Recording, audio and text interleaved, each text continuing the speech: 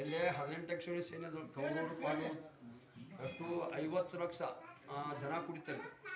ಈ ನಮ್ಮ ಒಂದೇ ದೇಶ ಅಲ್ಲಿ ಕರ್ನಾಟಕ ಅಷ್ಟೇ ಅಲ್ಲ, ಮಹಾರಾಷ್ಟ್ರ ಅಷ್ಟೇ ಅಲ್ಲ, ಚೀನಾ, ಪಾಕಿಸ್ತಾನ್ ಈ ಕಡೆಲ್ಲ ತಮಿಳು, ತೆಲುಗು ಇವೆಲ್ಲ ಈ ದೇಶದವ್ರೆಲ್ಲರೂ ಕುಡಿತೀವಿ ಯಾವ ಯುದ್ಧಕ್ಕೆ. ಯಾಕಂದ್ರೆ ಒಬ್ಬೊಬ್ಬರು ಒಂದೊಂದು ಬಿಗ್ತಾನ ಏನೇನು ಮಾಡಿದ್ರೆ ಆ ದೇಶದವ್ರು ಎಲ್ಲರೂ ಬಂದು ಕುಡಿತಾರೆ. ಅದಕ್ಕೆ ಎಲ್ಲರೂ 18 ಅಕ್ಷೋಣಿ ಸೈನ್ಯ ಕುಡಿತಲ್ಲಿ. ಆನೆ, ಒಂಟಿ, ಕುದುರೆ, ರಥ ಇವೆಲ್ಲ ಕೂಡಿ 18 ಅಕ್ಷೋಣಿ ಸೈನ್ಯ ಇದ್ದು ಅಂತ.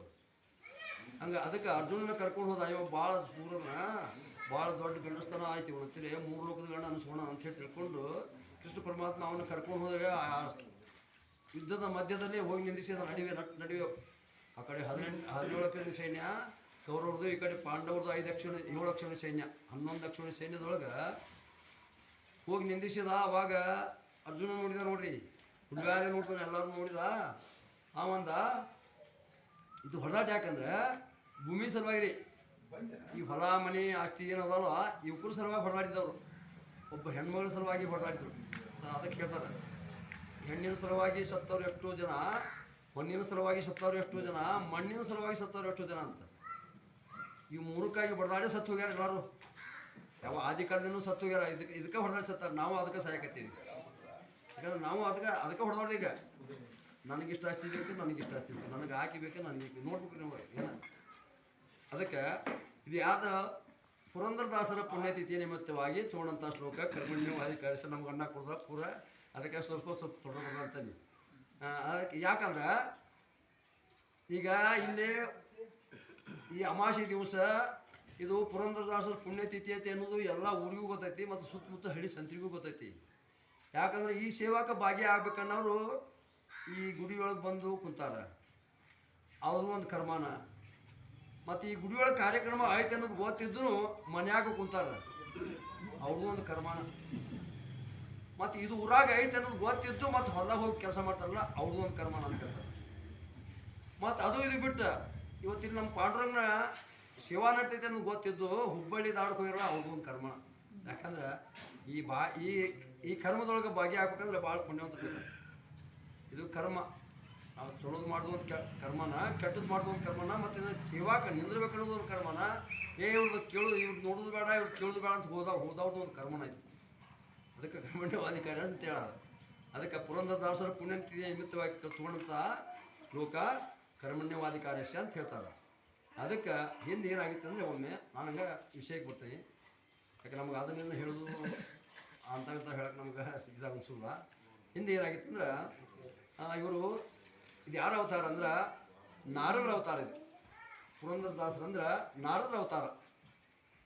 ಬ್ರಹ್ಮನ ಮಾನಸ ಪುತ್ರರಾದಂಥ ನಾರದ, ಪುಲಸ್ಯ, ಅತ್ರಿ ಋಷಿ ಇವರೆಲ್ಲರೂ 7 ಜನ. ಇವರು 7 ಜನ ಬ್ರಹ್ಮನ ಮಾನಸ ಪುತ್ರರು. ಅದಕ್ಕೆ ಏನಾತಂದ್ರೆ ಒಮ್ಮೆ ಈ ಸಮುದ್ರ ಮಂಥನ ಮಾಡಿದಿಂದ ಅಮೃತ ಎಲ್ಲರಿಗೂ ಕುಡಿಬೇಕಂತೇಳಿ ಆಸೆ ಆಯ್ತು. ಆವಾಗ ದೈತ್ಯರೆಲ್ಲ ಕಸ್ಕೊಂಡು ಹೊಂಟಿದ್ರು. ಅವಾಗ ವಿಷ್ಣು ಪರಮಾತ್ಮ ಏನು ಅಂದ್ರೆ ಇಲ್ಲ, ನಾನು ಅವನೊಂದು ಹೆಣ್ಣು ಅವತಾರ ತೊಗೊಂಡು ಇಲ್ಲಪ್ಪ ನಾನು ಎಲ್ಲ ಹಚ್ಕೊಳ್ತೀನಿ, ನೀವು 2 ಸಾಲ ಮಾಡಿದ್ರೆ ಕುತ್ಕೊಂಡು ಹೋಗಿ ನಿಂತು ಹೇಳಿದರು. ಅವಾಗ ಕುಂತರು ಅವರೆಲ್ಲ ರಾಕ್ಷಸರು ಓದಕ್ಕೆ ಕುಂತರು, ದೇವತೆಗಳು ಓದಕ್ಕೆ ಕುಂತರು. ಅವಾಗ ಸಮುದ್ರ ಮತನ ಮಾಡಿ ತೆಗೆದಂಥ ಅಮೃತ, ಆ ಅಮೃತ ಕುಡಿದು ಏನಾಗ್ತಿದ್ದಂದ್ರೆ ಚಿರಂಜೀವಿ ಆಗ್ತಿದ್ದಂತ. ಅವ್ರಿಗೆ ಸಾವಾಗಿಲ್ಲ, ಒಟ್ಟು ಸಾವು ಬರೋಂಗಿಲ್ಲ, ಅಮರರಾಗಿ ಬಿಡ್ತಿದ್ದಂತ. ಅದಕ್ಕೆ ಆ ದೈತ್ಯರಿಗೆ ಗೊತ್ತಾತಂತ್ರಿ, ಇಲ್ಲ ಇವರು ದೇವತೆಗಳು ಭಾಳ ಸ್ಮರದ್ರೆ ನಮಗೆ ಇದನ್ನು ಕೊಡೋದಿಲ್ಲ, ಒಂದು ನಮ್ಗೆ ಕೊಡೋದಿಲ್ಲ, ಇವರು ತಾವ ಕುಡ್ದಾಗ ತಿಳ್ಕೊಂಡು ಒಬ್ಬ ದೈತ್ಯ ಏನು ಮಾಡಿದಂದ್ರೆ ಆ ದೇವತೆಗಳು ವೇಷ ಹಾಕೊಂಡು ಆ ದೇವತೆಗಳು ಸಾಲ ಬಂದು ಕುಂತಂತ. ಫಸ್ಟಿಗೆ ಕುಂತಂತ. ಫಸ್ಟ್ ಆ ಕಡೆ ನಿಂತಿರ್ತಲ್ಲ, ಆ ಕಡೆ ಬಂದು ಕೂತಂತ. ಆಕೆ ಏನು ವಿಷ್ಣು ಪರಮಾತ್ಮ ಹೆಣ್ಣು ರೂಪ ತೊಗೊಂಡಿದ್ರಲ್ಲ, ನಾನು ಹೇಳ್ತನಪ್ಪ ಎಲ್ಲರಿಗೂ ನೀವು ಕುಟ್ಟಿ ಅಂತ ಹೇಳಿದ್ನಲ್ಲ. ಅವಾಗ ಗಪ್ಪನ ಬಂದು ಫಸ್ಟ್ಗೆ ಆಕೆ ಅವಾಗ ಕೊಟ್ಬಿಡ್ತದೆ. ಆಕೆ ಅದು ಅಮೃತನ. ಅವಾಗ ಅಮೃತ ಏನು ಮಾಡ್ದವ, ಅಲ್ಲೇ ಸೂರ್ಯಚಂದ್ರನು ನಿಂತು ಮ್ಯಾಲೆ ನೋಡ್ತಿದ್ರಂತ. ಆ ದೈತ್ಯ ಆ ಸಾಲಿ ಕುಂತ ಹೆಂಗಾರ ಮಾಡಿದಂತ ತೆಪ್ಪಿಸ್ಬೇಕಂತ ತಿಳ್ಕೊಂಡು ಏನು ಮಾಡಿದ್ರು, ಆ ದೇವತೆಗೆ ಹೇಳಿದಂತ ಸೂರ್ಯಚಂದ್ರರು, ಯಾವ ದೈತ್ಯದ ಕೊಡಬೇಡ ಅನ್ನುಕೊಡ್ರೆ. ಯಾಕಂದ್ರೆ ನೋಡಿ, ನಾವು ಪ್ರಸಾದ ಏನು ತೊಗೋಬೇಕಾದ್ರೆ ಬೋಲ ಹಾಕ್ತೇವೆ, ಇಲ್ಲಿರ ಶಿವನ ಭಕ್ತಿದ್ರೆ ಏನೋ ಮಂತ್ರ ಹೇಳ್ತಿರ್ತಾರೆ. ಆ ಮಂತ್ರ ಹೇಳಿ ತೊಗೋಬೇಕಾಕೈತಿ ಪ್ರಸಾದ. ಅದಕ್ಕೆ ನಾವೆಲ್ಲ ಏನು ಮಾಡ್ತೇವೆ, ಪ್ರಸಾದ ಕೊಡ್ಲಿಲ್ಲ ಬೋಲ ಹಾಕಿ ಪ್ರಸಾದ. ಅದಕ್ಕೆ ಏನೇನು ರೀ, ದೈತ್ಯ ಏನು ಮಾಡಿದಂದ್ರೆ ಇನ್ನು ಸುಮ್ಮನೆ ಕೂತ್ರ ಇವರು ಮೋಸ ಮಾಡ್ತಾರೆ ಅಂತ ಹೇಳಿ ಕಪ್ಪನ ಕೊಟ್ಟು ಕೂಡ ಬಾಯಿ ಹಾಕೊಂಡ್ಬಿಟ್ಟ. ಆ ದೇವತೆ ಅಲ್ಲಿ ಹೇಳ್ತದ, ಸೂರ್ಯಚಂದ್ರ ಹೇಳಿದ್ರ ದೇವತೆಗೆ, ಇಲ್ಲ ಅವ್ನು ದೈತ್ಯ ಕೊಡಬೇಡ ಅನ್ನುಗಳು ಅವ್ನ ಬಾಯಿ ಹಾಕೊಂಡ್ಬಿಟ್ಟಿದ್ದ. ಅವಾಗ ಆ ದೇವತೆಗೆ ಗೊತ್ತಾಯ್ತು. ಆ ಸೌಂಡ್ ತೊಗೊಂಡು ಏನು ಮಾಡಲು, ಆ ಸೌಂಡ್ ಚೆಂಡ ಹೊಡೆದ್ಬಿಟ್ಟು, ಆ ಚೆಂಡು ಹೊಡೆದಾಗ ಎರಡು ತುಂಡಾಗಿಬಿಟ್ಟು ದೇಹ ಒತ್ತಡಿಗೆ ಆಯ್ತು, ಆ ಚೆಂಡು ಒತ್ತಡಿಗೆ ಆಯ್ತು. ಅದಕ್ಕೆ ಅವ ಎರಡು ರಾಹು ಕೇತು ಅದು. ಅವಾಗ ದೇವತೆಗಳು ಏನು ಮಾಡಿದ್ರು ಅಂದ್ರೆ, ಇಲ್ಲ ನಾವಿನ್ನ ದೈತ್ಯರೇ ನಮ್ಮನ್ನು ಭಾಳ ಕಾಡ್ತಾರೆ, ಇದಕ್ಕೆ ನಾವಿನ್ನ ಅವತಾರ ತೊಗೊಂಡು ಹೋಗ್ಬೇಕು ಭೂಮಿಗೆ ಅಂತ ಇದ್ಕೊಂಡು ಒಬ್ಬೊಬ್ಬರು ಒಂದೊಂದು ಅವತಾರ. ಇದು ಯಾರ್ದು ಪುರಂದರದಾಸರ ಪುಣ್ಯತಿಥಿ. ಇವರು ನಾರದರ ಅವತಾರ ಅಂದ್ರೆ ಬ್ರಹ್ಮನ ಮಾನಸ ಪುತ್ರ ಇವನು ಒಬ್ಬ. ಅದಕ್ಕೆ ಭೂಲೋಕಕ್ಕೆ ಬಂದರು. ಎಲ್ಲ ವಿಷ್ಣು ಪರಮಾತ್ಮನ ಹೇಳಿದಂದ್ರೆ ಎಲ್ಲರೂ ಒಂದೊಂದು ಅವತಾರ ತೋರ್ಪ, ಎಲ್ಲರೂ ಭೂಮಿಗೆ ಹೋಗೋನು. ಭೂಮಿ ಮೇಲೆ ಒಂದೊಂದು ಅವತಾರ ತಗೊಂಡು ಎಲ್ಲರೂ ದೈತ್ಯರ ಸಂಹಾರ ಮಾಡ್ಕೊಂಡು ದೈತ್ಯರನ್ನ ನಾಶ ಮಾಡಿ ಮತ್ತು ಭಕ್ತರನ್ನೆಲ್ಲ ಉದ್ಧಾರ ಮಾಡೋಣ ಅಂತ ತಿಳ್ಕೊಂಡು ಬಂದರು. ಅವಾಗ ನಾರದರು ಹೇಳಿದ್ರು, ನೀನು ಹೋಗ್ಪ ಅಂತಲೇ ಪುರಂದರ ಗಡ ಅಂತೇಳಿ ಊರೈತಿ, ಅಲ್ಲಿ ನೀನು ಅವತಾರ ತಗೊಂಡು ನೀನು ಇಷ್ಟು ವರ್ಷಕ್ಕೆ ನಾನು ಅಂತೇಳಿ ಬರ್ಬೇಕು. 15, 18, 20 ವರ್ಷ ಹೇಳಿದ ಅವ. ಯಾರು ಪರಮಾತ್ಮ ಹೇಳಿದ ನಾರದಕ್ಕೆ, ನೋಡಪ್ಪ ನೀನು ಅಲ್ಲಿ ಹೋಗಿ ಪುರಂದರ ದಾಸ ಆಗಿ ಹುಟ್ಟಿದ. ಪತ್ತಾರಿ ಅಂತಾರೆ ಏನಪ್ಪ ಅವ್ರು ಪುರಂದರ ಅವತಾರ. ಹಾಂ ಸೋನಾರ್ ಅದು ಪಂಚಾಡನೆ ಅನ್ನುತ್ತಾರೆ ಸೋನೆ. ಅದಕ್ಕೆ ಅವರು ಏನು ಮಾಡಿದ್ರು, ಅಲ್ಲೇ ಪುರಂದರಗಡದೊಳಗೆ ಅವತಾರ ತೊಗೊಂಡ್ರಿ ನಾರದರು. ಅದು ಅವ್ರು ಅಷ್ಟೇ ಹೇಳಿ, ಮತ್ತೆ ಯಾಕೆ ಬಂದು ನಮ್ಗೆ ಭಾಳ ಟೈಮ್ ಇಲ್ಲ, ನಾವು ಬಂದವರಲ್ಲ. ಅದಕ್ಕೆ ಏನಾಯ್ತು, ಇಷ್ಟು ವರ್ಷಕ್ಕೆ ಬಾ ಅಂತ ಹೇಳಿದ ಪರಮಾತ್ಮ. ಪಾಂಡುರಂಗ ಎಲ್ಲಿ ಪಂಡ್ರಾಪುರದವ್ರು ನಿಂತ್ಕೊಂಡು ಅವನು ದಾರಿ ನೋಡಿದಾರೆ. ಇವನು ಇವತ್ತು ಬರ್ತಾನೆ ನಾಳೆ ಬರ್ತಾನೆ ನಾಡ್ದು ಅಂತೇಳಿ ತಿಳ್ಕೊಂಡು ನೋಡ್ಕೊಂತ ಕುಂತರು. ಅವ್ರು ಬರಲಿಲ್ಲ ಆಗ್ತದೆ ಅಂದ್ರೆ ಮಾಡಿದ ಪಾಂಡುರಂಗ ಅವನಿಗೆ ಕಾಡಕತ್ತ ನೋಡ್ರಿ. ಅವ್ನು ಮೈಯಾಗ ಒಂದು ಶರೀರದೊಳಗೆ ರೋಗ ಸೇರಿಸಿದ.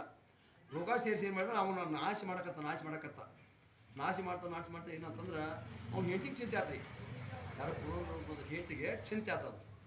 ಚಿಂತೆ ಆದ್ಕೊಂಡು ಯಾಕೆ ಏನು ಮಾಡ್ತೀವಿ, ದೇವ್ರಿಗೆ ಬೇಡ್ಕೊಳಕತ್ತು. ಎಲ್ಲ ದೇವ್ರಿಗೆ ನಡ್ಕೊಂಡು. ಯಾಕಂದ್ರೆ ಪಾಂಡುರಂಗನ ಇಷ್ಟು ಚಾಪ್ ಐತ್ರಿ ಅವಾಗ. ಈಗ ಇಷ್ಟು ದಿವಸ ಬಾ ಅಂತ ಹೇಳಿ ಇನ್ನೂ, ಯಾಕಂದ್ರೆ ಲಗ್ನ ಆದ ಬಳಿಕ ಏನು ಮಾಡ್ದ ಅಂದ್ರೆ ಅವ ಸಂಸಾರದೊಳಗೆ ಸೇರ್ಕೊಂಡ್ಬಿಟ್ಟ. ಆ ಸಂಸಾರದೊಳಗೆ ಒಂದು ಹೇಳ್ತಾನೆ ನಿಮ್ಗೆ. ಹಿಂದೆ ನಾರದರ ಅವತಾರ ಇದ್ದಾಗ ಏನಾಗಿತ್ತಂದ್ರೆ, ಅಂತರ್ಮಾರ್ಗವಾಗಿ ಅಡ್ಡಾಡುವಾಗ ಒಂದು ನದಿ ಒಳಗೆ ಗಂಧರ್ವರು ಇಬ್ಬರು ಅಂದ್ರೆ ಇಬ್ಬರು ಗಂಡ ಹೆಂಡತಿ ಅವರು. ಅಂದ್ರೆ ಗಂಧರ್ವ ಆಗಿರ್ತಾರಂತೆ ಒಂದು ಮಾತು ಹೇಳ್ತಿರ್ತಾರೆ. ಗಂಧರ್ವ ಅಂದ್ರೆ ಈಗೂ ಆಗಿರ್ತಾರೆ. ಗಂಧರ್ವ ನಮ್ಮ ಬುದುರುಗ್ ಬಂದಿರ್ತಾರೆ ಅಂತಾರೆ. ಗಂಧರ್ವಾಗ ಪ್ರೀತಿಸಿ ಹಂಗೆ ಅವನು ಪ್ರೀತಿಸಿ ಆಕೆನ ಈಗ ಪ್ರೀತಿ ಮಾಡಿ ಮದುವೆ ಆಗಿರ್ತಾರೆ ಅವ್ರು. ಗಂಧರ್ವ ಒಂದು ನದಿ ಒಳಗೆ ಜಳಕ ಮಾಡ್ತಿರ್ತಾರೆ. ಅವ್ರು ಜಳಕ ಮಾಡುವಾಗ ಆಕೆಗೆ ಅವ್ನು ನೀರು ಗೊತ್ತಿದ್ದು, ಅವ್ನಿಗೆ ಆಕೆ ನೀರು ಗೊತ್ತಿದ್ದು, ಹಿಂಗೆಲ್ಲ ಚಲಾಟ ಮಾಡ್ತಿರ್ತಾರೆ. ಅವ ಅಂತರ್ಮಾರ್ಗ ನಿಂತ್ಕೊಂಡು ನೋಡ್ತಾನೆ ತೆಳ ಭೂಮಿಯೊಳಗೆ. ಅವರಿಬ್ಬರು ಆ ಚಲ್ಲಾಟ ಮಾಡೋದು ನೋಡಿ ಅವ್ನು ನಾರದಕ್ಕೂ ಆಸೆ ಆತಂತ್ರಿ. ನಾರದಿಗೆ ಏನು ಆಸೆ ಆಯ್ತಂದ್ರೆ, ನಾನು ಲಗ್ನ ಆಗ್ಬೇಕಲ್ಲ, ನಾನು ಸಂಸಾರ ಮಾಡ್ಬೇಕಲ್ಲ ಅಂತ ತಿಳ್ಕೊಂಡು ಅವನಿಗೂ ಆಸೆ ಆಯ್ತಂತ. ಅವಾಗ ಅಲ್ಲೇ ಸ್ವಪ್ನ ಕಾಣತ್ರಿ. ಅವ ನಿಜವಾಗಿ ಅಲ್ಲದ ಸ್ವಪ್ನ ಕಾಣಕತ್ತವ. ನಾನು ಹಿಂಗೆ ಸಂಸಾರ ಮಾಡಬೇಕು, ನಾನು ಹೆಂಡತಿ ಮಾಡ್ಕೋಬೇಕು, ನಾನು ಮಕ್ಕಳನ್ನ ಹಿಡಿಬೇಕಲ್ಲ, ಇದ್ರಾಗ ಎಷ್ಟು ಸುಖ ಆಯ್ತಲ್ಪ ಅಂತೇಳಿ ತಿಳ್ಕೊಂಡು ನಾನು ಸುಖ ಪಡ್ಬೇಕಂತ ತಿಳ್ಕೊಂಡು ನಾರದ ಏನು ಮಾಡಿದ್ರೆ ಒಂದು ಆಸೆ ಕನಸು ಕಾಣಕತ್ತಾವ. ಹೌದು ಹೆಂಡತಿ ಮಾಡ್ಬೇಕಾರೆ ಮತ್ತು ಹೆಣ್ಣು ಹುಡ್ಕೋದೇ ಇಲ್ಲಿ ಅಂತ ತಾನೇ ವಿಚಾರ ಮಾಡಕತ್ತಾವ. ಕನಸಾಗಿದ್ದು ನಿಜ ರೂಪ ಅಲ್ಲ. ಅವಗೊಂದು ಆಸೆ ಆಗಿತ್ತಲ್ಲ, ನಾನು ಹೆಂಡತಿ ಮಾಡಿಕೊಂಡು ನಾನು ಸಂಸಾರ ಮಾಡಿ ಮಕ್ಕಳು ಹಿಡಿಬೇಕಲ್ಲ ಅಂತ ಆಸೆ ಆಗಿತ್ತು. ಅದಕ್ಕೆ ಆ ಆಸೆ ತೀರ್ಸ್ಬೇಕು. ಮತ್ತು ಇದು ಮಾನವ ಜನ್ಮ ಕೊಟ್ಟಂದ್ರೆ ಆ ಆಸೆ ತೀರ್ಸ್ಬೇಕಂತ. ಯಾಕಂದ್ರೆ ನಾರದ ಏನು ಮಾಡ್ದ, ಎಲ್ಲ ಹೆಣ್ಣು ಏನು ಕೇಳಬೇಕು, ಇಲ್ಲ ಕೃಷ್ಣನ ಕಡೆ 16,108 ಮಂದಿ ಅಂದ್ರೆ ಅದ್ರಾಗ ಒಬ್ಬಕಿನ ಕೇಳಿದ್ರ ಅಂತ ತಿಳ್ಕೊಂಡು ಕೃಷ್ಣನ ಕೇಳ್ದ. ಇಲ್ರಿ ನಾನು ಮತ್ತು ಹೆಂಡತಿ ಮಾಡ್ಕೊಂಡು ಸಂಸಾರ ಮಾಡ್ಬೇಕೈತಿ, ನಾನು ಮಕ್ಕಳನ್ನ ಹಿಡಿಬೇಕು ಅನ್ನೋ ಆಸೆ ಆಗೈತಿ, ನನಗೊಂದು ಹೆಣ್ಣು ಕೊಡಿಲ್ಲ ಅಂದ. ಆಯ್ತು ಹೋಗಪ್ಪ, ನಾ ಯಾರ ಮನೆಯಾಗಿದ್ರಲ್ಲ ಅವ್ರು ಮಾಡ್ಕೊತೀವಿ ನಾವು. ಅಲ್ಲಿ 16,108 ಮಂದಿ ಹೆಣ್ಣಿದ್ರು ಅವ ಎಲ್ಲಿ ಹೋಗ್ತಾನೆ ಅಲ್ಲಿ ಅದಾನ ರೀ. ಅವ ಯಾವ ಮನೆಗೆ ಹೋಗ್ತಾನೆ ಆ ಮನ್ಯಾಗ ಅದಾನ. ಮತ್ತು ಇವೆಲ್ಲಿ ಹೆಣ್ಣು ಕೇಳಪ್ಪ ಅವನು. ಅದಕ್ಕೆ ಅವ್ನು ಬ್ಯಾಸರ ಆಗ್ತೀನಿ ನಾರದಿಗೆ. ಅವನು ಪರಮಾತ್ಮ ಅವನು ಕನಸಾಗಿ ಹೇಳ್ತೀನಿ. ಅವನು ಇವ ತಡಿ ಇವನು ಮಜಾ ಮಾಡ್ಬೇಕು ತಿಳ್ಕೊಂಡು ಅವ ಏನು ಮಾಡ್ದ ಅಂದ್ರೆ ತಿರುಗಿ ಹಾಕತ್ತೆ. 16,108 ಮಂದಿ ಎಷ್ಟು ತಿರುಗ್ತಾನೆ ಅವ. ತಿರುಗಿ ರಗಡತ್ತು ಬ್ಯಾಸರ ಆತ ಅವಾಗ. ಅದಕ್ಕೆ ಕೃಷ್ಣ ಪರಮಾತ್ಮ ಏನು ಮಾಡಿದ, ಒಂದು ಹೆಣ್ಣಿನ ಸೃಷ್ಟಿ ಮಾಡಿ ಅದನ್ನು ಮಣಿ ಮಾಡಿ ಆ ಮನೆಗೆ ಹೋದಾಗ ಅಲ್ಲಿ ಕೃಷ್ಣ ಇದ್ದಿದ್ದಿಲ್ಲ. ಕೃಷ್ಣ ಇಲ್ಲ ಅಂತಂದ್ರೆ ಆಕಿನ್ನ ಮಾಡ್ಕೊಬೇಕಂದ್ರೆ ಅವನ ಕಿನ್ನ ಮಾಡ್ಕೊಂಡ ಏನ್ರಿ ಎಷ್ಟು ಸಹಸ್ರ 60 ಸಹಸ್ರ ಮಕ್ಕಳು ಹುಟ್ಟಿದವು. 60 ಸಹಸ್ರ ಮಕ್ಕಳು, 60 ಸಂವತ್ಸರ ಮಕ್ಕಳು, ಸಹಸ್ರ ಅಲ್ಲ ಸಂವತ್ಸರ ಮಕ್ಕಳು, 60 ಸಂವತ್ಸರ ಮಕ್ಕಳು ಹುಟ್ಟಿದ್ವು. ಅವಾಗ ಏನಾಗ್ತಂದ್ರೆ ಅವೇನು ಮಕ್ಳು 60 ಸಂವತ್ಸರ ಮಕ್ಳು ಏನು ಮಾಡ್ತಂದ್ರೆ ಯಪ್ಪ ನನಗೆ ಅದು ಬೇಕು, ಯಪ್ಪ ನನಗೆ ಇದು ಬೇಕು ಅಂತೇಳಿ ಅವನ ಲುಂಗಿ ಹಿಡ್ಕೊಂಡು ಲಂಟ ಹಿಡ್ಕೊಂಡು ಜಗ್ಗು ಮಾಡಕತ್ಬಿಟ್ಟು. ಅವಾಗ ಅವಾಗ ನಾರದಿಗೆ ಏನಾಗ್ತಂದ್ರೆ ಯಪ್ಪ ಈ ಸಂಸಾರ ಎಷ್ಟು ಕೆಟ್ಟು ಹೋಗುತ್ತೆ ಅಂತ ಹೇಳ್ತೆ. ಆ ಕನಸಿನಾಗ ಏನು ಮಾಡ್ದ ಹಿಂಗೆ ತಲೆ ಜಾಡ್ಸ್ಬಿಟ್ಟು ಯಪ್ಪ ಈ ಸಂಸಾರ ಬೇಡ ಅಂತೇಳಿ ತಲೆ ಜಾಡ್ಸಿದ್ರಲ್ಲ ಅವ್ರೇನು ಜಳಕ ಮಾಡ್ತಿದ್ರಲ್ಲ ಗಂಧರ್ವರು, ಆ ಹೊಳ್ಯಾಗ ಅಷ್ಟು ಮಕ್ಕಳು ಬಿದ್ದು 60 ಸಂವತ್ಸರ ಮಕ್ಕಳು ತೇಳ್ಕೊಂತ ಹೊರಟ್ಬಿಟ್ಟು. ಅದಕ್ಕೆ ಆ ಸಂವತ್ಸರ ಮಕ್ಕಳು ಏನು ಮಾಡಿದ್ರೆ ಎಲ್ಲ ಹಿಡಿದುಕೊಂಡು ಅವಕ್ಕೊಂದೊಂದು ಸಂವತ್ಸರ ಅಂತ ಹೆಸರಿಟ್ಟರು. ಈಗ ಈ ವರ್ಷ ಯಾವ ಸಂವತ್ಸರ ಇರ್ತದೆ ಅದು ಒಂದು ಆ ನಾರದ ಮಗನ ಅದು ಅವ 60 ಸಂವತ್ಸರ ಮಕ್ಕಳು ಅದು. ಅದಕ್ಕೆ ಹಿಂಗೆ ಮಾಡ್ಯಾತಂದ್ರೆ ನಾನು ಈ ಕಲಿಯುಗದೊಳಗೆ ನಾನು ಒಬ್ಬ ಹೆಂಡತಿ ಮಾಡ್ಕೊಂಡು ನಾನು ಸಂಸಾರ ಮಾಡಿಕೊಂಡು ಪುರಂದರಾಗಿ ಹುಟ್ಟು ಬಂದಿದ್ದ ನಾವು. ಅದಕ್ಕೆ ಪುರಂದರಾಗಿ ಹುಟ್ಟು ಬಂದು ಹೆಂಡತಿ ಮಾಡ್ಕೊಂಡಲ್ಲ, ಹೆಂಡತಿ ಮಾಡ್ಕೊಂಡು ಆ ಸಂಸಾರ ಸಿಕ್ಕೊಂಡ್ಬಿಟ್ಟಾವ. ಅವ್ನು ನಾಳೆ ಪರಮಾತ್ಮ ಹೇಳಿದ್ದ, ನೋಡಪ್ಪ ನೀನು ಇಷ್ಟು ವರ್ಷಕ್ಕೆ ಬರಬೇಕು, ನನ್ನ ಅಂತೇಳಿ ಬಂದ್ರೆ ನೀವು ಉಳಿತಿ ಇಲ್ಲದ ನೀನು ನಾಶ ಆಯ್ಕೆ ಅಂತ ಹೇಳಿದ್ದ. ಆ ಪ್ರಕಾರ ಏನಾಯ್ತು, ಅವಾಗ ಸಂಸಾರ ಶಿವಿ ಹತ್ತಿ ಬಿಡ್ತೀವಿ. ಅವಾಗ ಈ ಹೆಣ್ಣು ಮಕ್ಕಳನ್ನು ಇದೇ ಸಂಸಾರ ಶಿವಿ ಹತ್ತಿ ಬಿಡ್ತಾವಾಗ ಸಂಸಾರ ಶಿವಿ ಹತ್ತಿ ಕೂಡ ಅವ್ನಿಗೆ ಪರಮಾತ್ಮನ ಲಕ್ಷಣ ಮಾಡಲಿಲ್ಲ. ನಾವು ಪರಮಾತ್ಮನ ಲಕ್ಷಣ ಮಾಡಿಲ್ಲ. ಪರಮಾತ್ಮ ವಿಚಾರ ಮಾಡ್ದ, ನಾನು ಎಷ್ಟು ವರ್ಷಕ್ಕೆ ಬಂದ್ರೆ ಇವ್ನು ಬಂದಿಲ್ಲ ಅಂದ್ರೆ ಇವ್ನು ಏನಾರ ಮಾಡಿ ಕಾಡಬೇಕಂತ ಹೇಳ್ಕೊಂಡು ಆ ಪರಮಾತ್ಮ ಅವನು ಕಾಡಕತ್ಬಿಟ್ಟಾನೆ. ಅವನ ಶರೀರ ಒಂದು ರೋಗ ಹುಟ್ಟಿಸಿ ಅವ್ನು ಕಾಡಕತ್ತ. ಎಷ್ಟು ದೇವ್ರಿಗೆ ಹೋದ್ರು ಅವಾಗ ಆರಾಮಾಗ್ಲಿ. ಈಗ ನಮಗೂ ಹಂಗಾಗಿತ್ತು. ಈಗ 30-35 ವರ್ಷ ನಮಗೂ ಕಾಡಕತ್ತೀನಿ ನಮ್ಮ ಶರೀರ. ಹಂಗೆ ಏನು ಮಾಡ್ದ, ಕಾಡಕತ್ತ. ಅವ್ನು ಹೆಂಡತಿ ಏನು ಮಾಡ್ದಂದ್ರೆ ದೇವ್ರಿಗೆ ಬಿಡೋಕಾಗ್ತದೆ. ದೇವ್ರಿಗೆ ಬಿಡೋಕಾಗ್ತದೆ ಏನು ಮಾಡ್ದಂದ್ರೆ ಒಂದು ದಿವಸ ಎಲ್ಲ ದೇವರು ಅದು ಹಂಗಾರೆ ಈ ತುಳಸಿಗೆ ನಡ್ಕೊಂಡ್ರೆ ಒಳ್ಳೇದಾಕತ್ತೆ ಅಂತ ತಿಳ್ಕೊಂಡು ಆ ಮನೆ ಮಣ್ಣು ತುಳಸಿ ಗಿಡ ಬೆಳೆಸಿದ್ರು. ಆ ತುಳಸಿ ಕಟ್ಟಿ ಪ್ರದಕ್ಷಿಣೆ ಹಾಕಿ ಪೂಜೆ ಮಾಡಿ ಅವಾಗ ಆ ಪರಮಾತ್ಮ ಹಿಂದೆ ಹೋಗಿ ನಿಂತ. ಯಾವ ನಾರದರ ಪುರಂದರದಾಸರ ಹೆಂಡತಿ ಪೂಜೆ ಮಾಡುವಾಗ ಆಕೆ ಹಿಂದೆ ಹೋಗಿ ನಿಂತ. ಇವ ಪರಮಾತ್ಮ ಹೋಗಿ ನಿಂತ ಏನಂತ ಅಂದ್ರೆ ಯಾಕೆ ಯಾರು ಸ್ವಲ್ಪ ಪೂಜೆ ಮಾಡಾಕತ್ತಿ ಇಲ್ರಿ, ಮತ್ತು ನನ್ನ ಗಂಡ್ಗೆ ಹಿಂಗೆ 15 ವರ್ಷ ಅದು ಕಾಡಾಕತ್ತಿ, 30 ವರ್ಷ ಆದ್ರೂ ಹೋಗಿದ್ದೀನಿ ಅನ್ನೋದು ಪರಮಾತ್ಮ ಕಡೆ ಲಕ್ಷಣ ಕೊಟ್ಟಿದ್ದಿಲ್ಲ. ಇಲ್ರಿ ನನ್ನ ಗಂಡಿಗೆ ಹೆಂಗೆ ಕಾಡಾಕತ್ತೈತಿ, ಯಾರು ಅವನ ನನ್ನ ಗಂಡ? ಇಲ್ರಿ ಪುರಂದರ ಹಾಸ್ ಅಂತ ಹೇಳಿದ.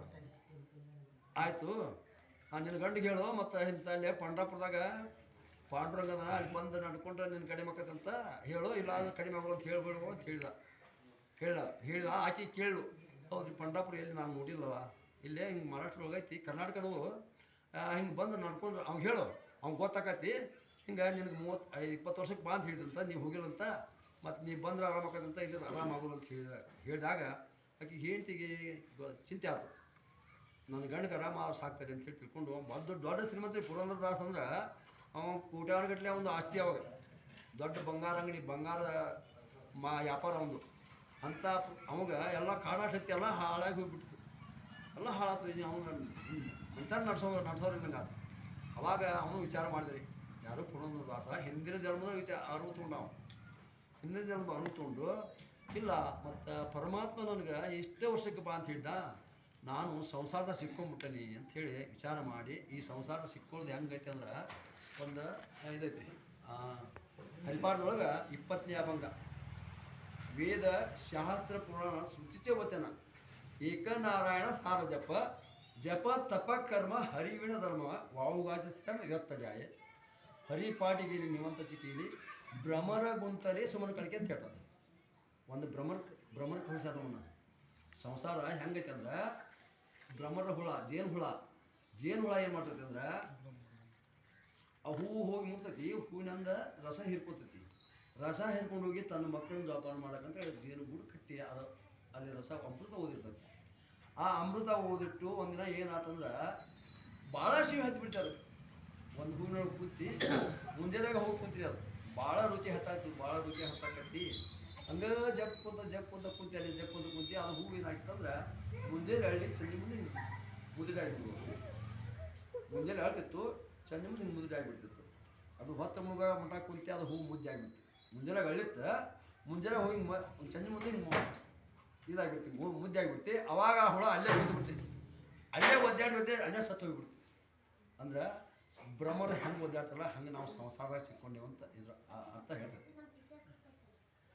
ವೇದ ಶಾಸ್ತ್ರ ಪುರಾಣ ಶ್ರುತಿಚ ವಚನ ಅಂದರೆ ವೇದ ಶಾಸ್ತ್ರಗಳನ್ನು ಶ್ರುತಿ ಮಾಡಿ ಹಾಡಬೇಕಂತ. ವೇದ ಶಾಸ್ತ್ರ ಪುರಾಣ ಶ್ರುತಿಚ ವಚನ ಏಕನಾರಾಯಣ ಸಾರಜಪ್ಪ, ಒಬ್ಬ ನಾರಾಯಣ, ಜಗತ್ತಿಗೆ ಒಬ್ಬನ ದೇವರು. ನಾವು ಹೆಸರು ಇಟ್ಕೊಂಡಿದ್ದೀವಲ್ಲ, ಬೇರೆ ಬೇರೆ ದೇವ್ರ ಹೆಸರು ಇಟ್ಬಿಟ್ಟೆ ನಾವು.